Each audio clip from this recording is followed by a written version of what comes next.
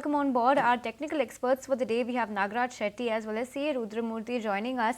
Good afternoon to both of you. And Nagaraj, let me come to you first.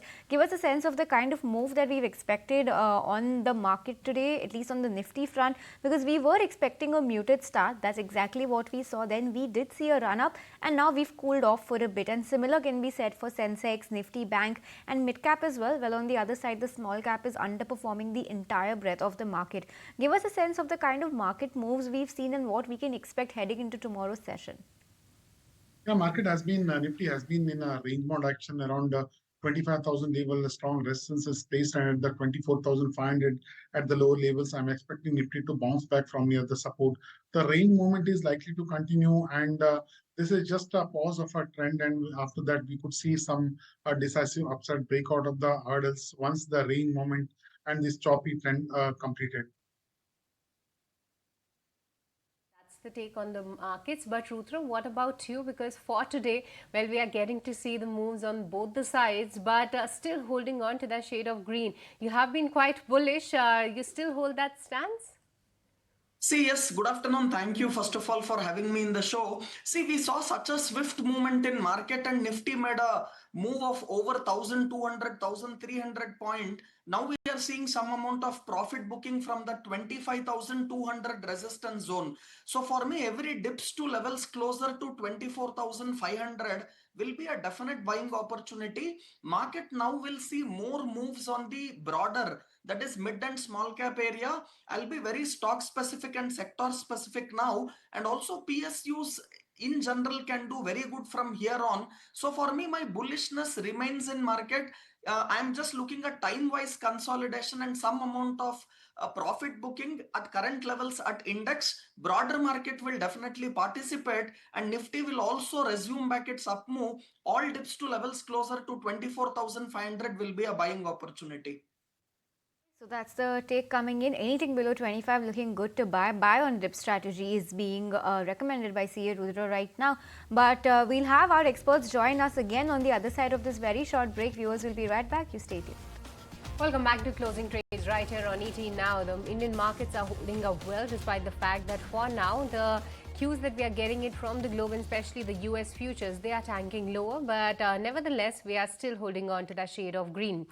But other than that, like we have been talking about the insurance space, let's shift focus to an ET Now exclusive then, where we understand from sources that Prime Minister's office has met with the Department of Financial Services to understand the challenges faced by country's health insurance industry amidst low cover, sectoral complexities and lofty GST levy. Let's go across to Anurag Shah for more details on this one. Anurag?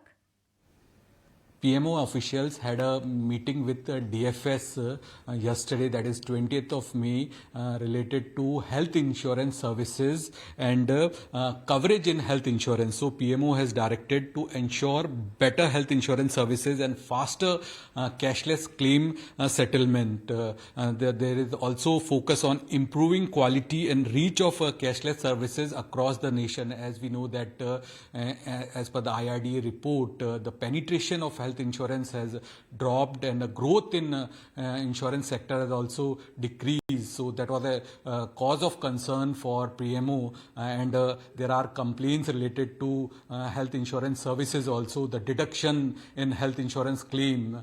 So in this regard, as per our sources, PMO has directed that to widening of a health insurance pool is also suggested to manage the rising claim outgo, and PMO has also emphasized to increasing the health insurance penetration across all age group, particularly the younger generation should be brought and the gambit of health insurance, and how the overall penetration of insurance can be increased to achieve the target of insurance for all. There are other issues also related to the health insurance sector also discussed as per our sources, and going ahead there will be more steps DFS will be taking to increase the insurance penetration, health insurance penetration, and the services related to health insurance and health insurance claims. Okay, Anurag, thanks for taking us through all of those details. So that's the exclusive coming in on health insurance challenges and their meeting with the PMO. But let's move on and once again to focus to the market. And Rudra, we'll come to you. I have a question for you on your outlook on Sensex, because just today from agencies we understand that Morgan Stanley has come out with their Sensex target for June 2026, wherein they have pegged the Sensex figure to be around 89,000. Tell us if you agree with this target. What's your one-year view for the Sensex, and do you believe this is a fair target? It's a fair estimate, or do you believe this is slightly on the conservative side, given that we've also grown by roughly 7,500 points over the last 1 year as well, and that's how much of a gap they are penciling in for us now till next year? So what's your take on the Sensex? See, for me, having seen a consolidation from October to March this year, and also a move in larger indices from the April month to whatever we are now for about last 1.5 months, I feel yes, that level at around 89,000 to 90,000 Sensex target will be a 10% kind of a move from current market price. That is a very fair estimate. I may not be in a camp where I'm expecting a very, very big move in index as such, and having seen good gains for last 3-4 years, and this consolidation which happened for last 6 months from October to March, that's a fair estimate. And even for me, a Sensex target of about 10% from here for a year's time frame is good enough. Looking good, at least the Morgan Stanley's target of 89,000 looking good to Rudra. Deepan, before we let you go, just want to get your view on a little bit more about this Morgan Stanley note where they are saying that they see higher discretionary consumption and emerging private capex pushing the earnings growth going ahead, and they're penciling in a high teens, mid to high teens earnings growth over the next 3 to 5 years. What are you making of some of these capex related themes, and what do you think is going to happen in this sector going forward?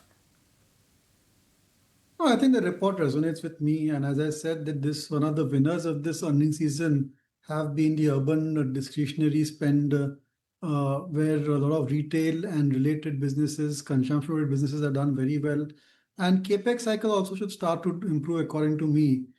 So I think that these are the two investment themes which investors should definitely be overweight on, and within that also you could add cement because it'll benefit from higher infrastructure spend. But as I said, I also feel that it's time to get extremely selective. You may have a good investment theme, you may have an outperforming sector also, but it will count which stocks you pick within that particular investment theme or that sector. We totally take your advice, but thank you so much for taking the time out and speaking with us this afternoon.